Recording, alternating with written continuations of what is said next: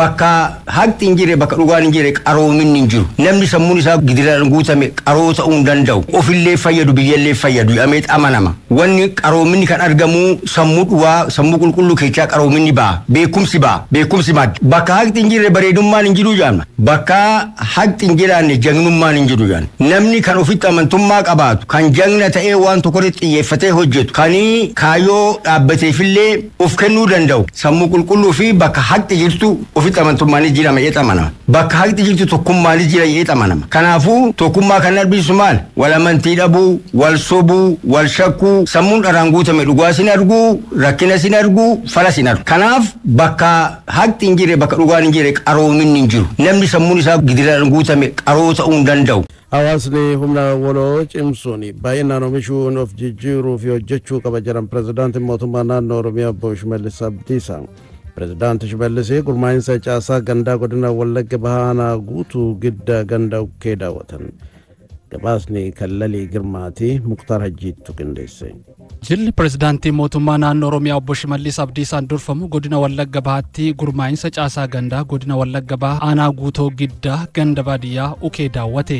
Jiraattonni ganda kanas gurmaa'insi caasaa gandaa hojii eegale rakkoo kenna tajaajila isaan mudachaa ture kan fureef ta'uu OBN'tti himan. Gurmaa'insa kanaan rakkoon bu'uuraalee misoomaa isaanii furamuu akka qabaatus gaafatan. Bu'uuraalee misoomaa warra akka karaa, daandii, bishaan qulqulluu akkasumas ibsaa akka barbaadu kan yaadanu. Quuqama uummataa godhatee uummata kana akka inni deddeebiidhaan miidhame akka qarshiin isaa qisaasamaa jiru akka hojiin walirratti harkifannaa hojiin misoomaa baay'ee dubattafaa jiru mootummaan keenya kana taa'ee xiinxalee hojii kana gaafa gadi buusu gammachuu guddaatu nutti dhaga'ama. Ganda kanatti hooggantoonni caasaa haaraan ramadamanii hojii eegalanis hawaasa hirmaachisuun gaafii misoomaa hawaasni qabu deebisanii hawaasatti dhihaatanii tajaajilaa jiraachuu dubbatan. Riifoormii amma ta'e kana rakkoo hawaasaa mootummaan xiinxalee yaadee hubatee waan diriirsee sadarkaa gadi kanatti waan nu fideef uummanni keenyas anis taanaan guddaa simannee laphee keenyaa fi sammuu keenya bannee itti amannee wajjin hojjechuudhaaf guddaa waadaa galleerra. Bulchaan ganda baadiyyaa ukee obbo Kadir Maammoo caasaan haaraan hojii eegalee fayyadamummaa hawaasaa mirkaneessuu kan bu'uureffate ta'uu dubbatan. Bulchaan godina Wallagga Bahaa obbo Waggaarii Nagaraa gurmaa'insi caasaa gandaa hojii eegalee hawaasni qe'eesaatti tajaajila akka argatu taasisuun badhaadhina sadarkaa maatiitti mirkaneessuuf gahee qabaachuu himan. Godinnis leencalloo barbaachisu guutuun deeggarsa kan taasisu ta'uu dubbatan. Leencalloo adda addaa barbaacha tajaajila kan danqamneef ammuma jedhamee amma tajaajilatti haala isaaniitti hin galamu saffisaan tajaajilatti akka galamu kaayyoo galma badhaadhinaa uummataan ga'uu keessatti akka galamu carraa guddaa haalli inni ittiin uumee jiru jira. Pirezidaantiin mootummaa naannoo Oromiyaa Obbo Shimallis Abdiisaa murteen gurmaa'insa caasaa gandaa tajaajila mootummaa uummatatti dhiyeessuun fayyadamummaa hawaasaa mirkaneessuun Oromiyaa cimsuufi jedhan. Caasaan kunis ce'umsa sirnaa cimaa uumuun imaammataa fi tarsiimoo lafa qabsiisuun humna waloo uummataa cimsuuf yaadameeti jedhan.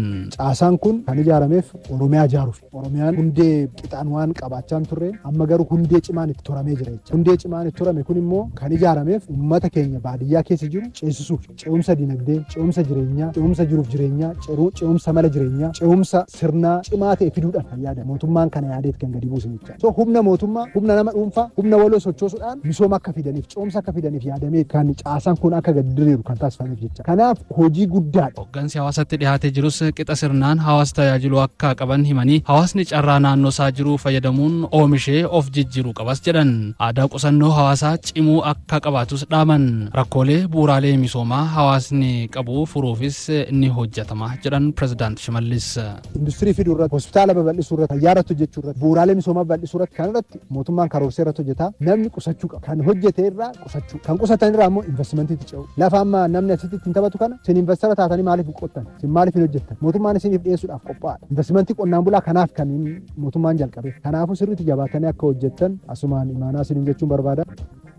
Godinaalee Oromiyaa garaagaraa keessatti haalli qilleensaa garaagarummaa akkuma qabu bakka tokkotti yoo facaafamu bakka biraatti ni kunuunfama bakka birootti ammoo oomishni gaheetiin walitti qabama.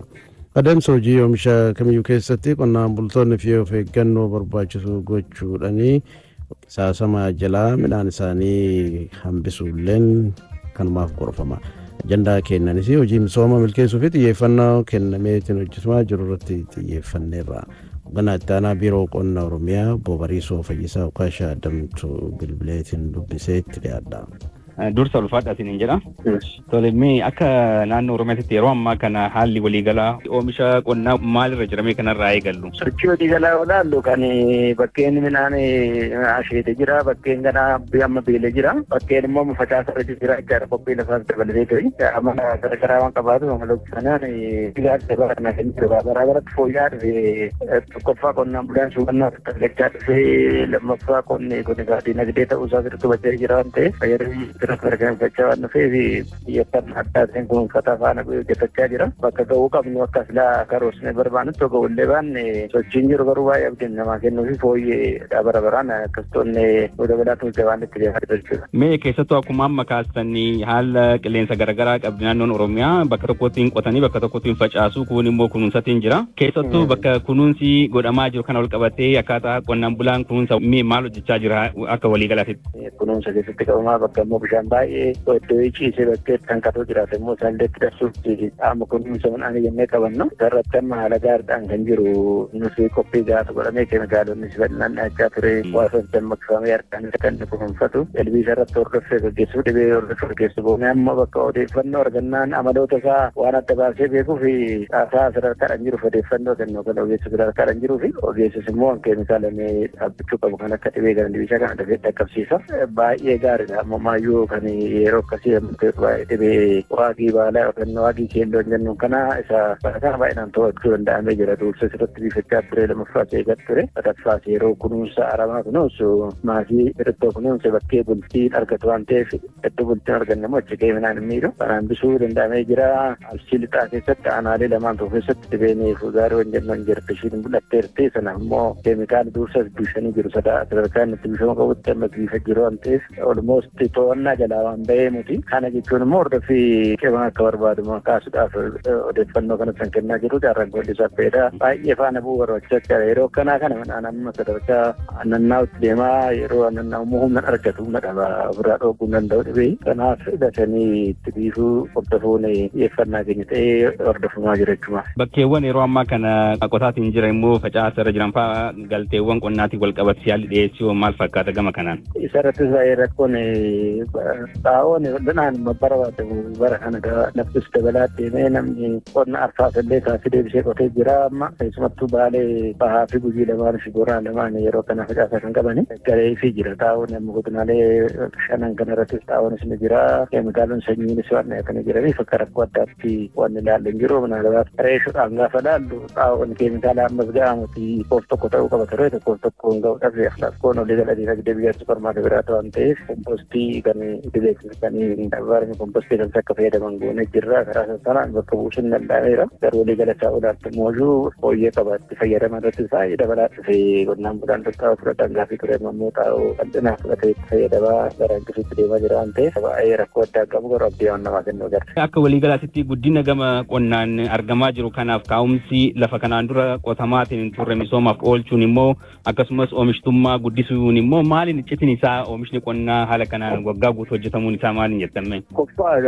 xiyyeeffannaa mootummaan mataa isaa qonna irratti kenne olaanaadha akkuma ilaalaa jirru kanaaf pooteeshaalii keenya sirriitti adda baasnee ilaalle yeroo bonaa bishaan qabnu kana hunda isaa turuusnee fayyadamuu akka dandeenyu ilaalleef inni baay'ee dabalee deeme lammaffaa immoo mataa isaatiin ashaaraa magariisa irratti hojjina jenne qilleensi keenya madaalaa akka ta'u gochuu danda'eera qonni arfaasan kanaan dura baay'ee hin turre amma arfaasan yeroo mirfata irraa argamee karoorsinaa walitti raawwachuu hin danda'ame gara biraatti hojiin gannaa hojjennu lafti keenya sirriitti adda baasnee safarree beennee miti isa sirriitti irratti hojjennee gammoojjiin hunda qotamuu danda'u jechaadha. Lafeen kun isa hojii keessaa akka galuu danda'u sirriitti hojjetameef qonnaan bulaan immoo oomisha kan biratti gatii madaalawaa argatee gurguratee fayyadamaa waan jiruuf qonna biizinasii akka hojjennee jennee sosoon hojiin keenya dhaalmatti akka deemuudhaaf bu'uura ta'e jechaadha.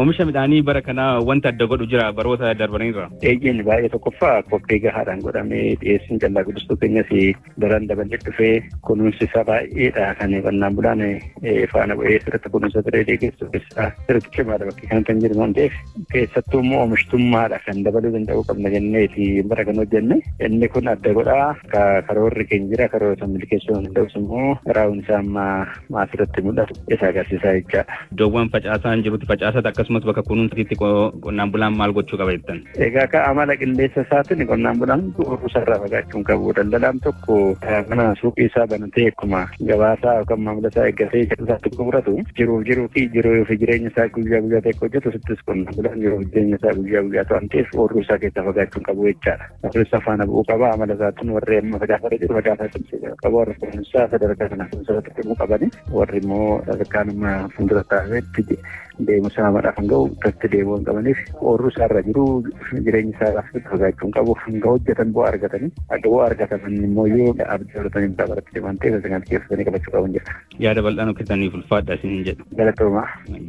Oromoon hoytuma murtii tumattu waan biraa dura nagaa lallabde sa'a nagaa lallabde namaa nagaa lallabde malkaa nagaa lallabde maddaa nagaa lallabde karaa nagaa lallabde gabaa nagaa lallabde bultii nagaa lallabde ooltii nagaa lallabde wanni isiin hin lallabiniif hin jirtu waan uumame muluufuu nagaa lallabde nagaatu duraan nagaha jechuun utubaa biyyaati yoo nageenni hin jiraatin homaan jiran ilma qaba jechuun nagaa irratti jira ilma san hin guddifadha jechuun nagaa irratti jira ilma sanin barsiifadha jechuun nagaa irratti jira yoo nageenni hin jiraatin hin jiru hin horadhaan hin jiru hin qotadhaan hin jiru hin bocadhaan hin jiru ilma barsiifadhaan hin jiru nageenni yoo hin jiraatin guddinni hin jiru misoomni hin jiru nagaa kenna wanni eeggannuuf jiru teennaaf eeggan nagaha namaa hayyuu jirutu eega wayyuu jirutu eega abbaa amantiitu eega abbaa gadaatu eega abbaa bokkuutu eega qeerrotu eega qeerrittitu eega haadha siinqeetu eega akkanatti eegama nageenni kalee.